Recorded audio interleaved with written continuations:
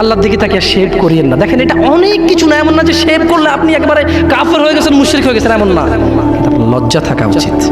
কিভাবে কাটতেছেন ভাই, কিভাবে ক্যাফ মহিলার ওঠে না, আপনার ওঠে, কেমনে কাটতেছেন বলেন ভাই? গলা কেটে দিবেন? কাটবেন না কেন? এটা হারাম। এটা কাটো তো হারাম, তো হারাম। শুকর খাওয়া কি হারাম? এই যুবক তুমি দাঁড়াও, সবাই লক্ষ্য করবেন না, ওকে কেউ ভিডিও করিও না, পরে লজ্জা পাবে ইন্টারনেট আসলে। তোমাকে এখন শুকরের মাংস দেবো, খাবা? কেন খাবা না? জোরে বলো, জোরে বলো। আপনি শুকরের মাংস খাবেন? আপনি কুকুর মাংস খাবেন? কেন খাবেন না? কেন? কেমন হারাম? শুকর মাংস খাওয়া কি হারাম?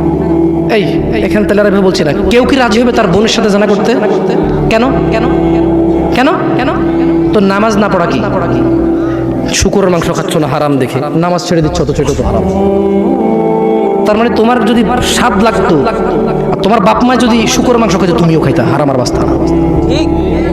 তোমার বাপ নামাজ পড়ে না যুবক, তাই তুমি নামাজ পড়ো না।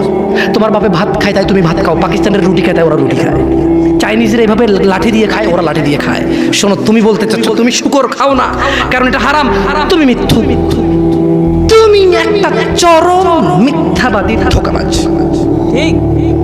তুমি বলছো তুমি শুকর খাও না, এটা হারাম না? তাহলে তুমি নামাজ না পড়ো তো হারাম, তা তুমি কেন কেমনে ছেড়ে দিচ্ছ? এই যুবক, তোমাকে যদি বলে ন্যাংটা হয়ে হাঁটো, হাঁটবা? কেন? কেন? কেন? কেন? ন্যাংটা হয়ে কেন হাঁটবা না? কি কি নোংরা কাজ?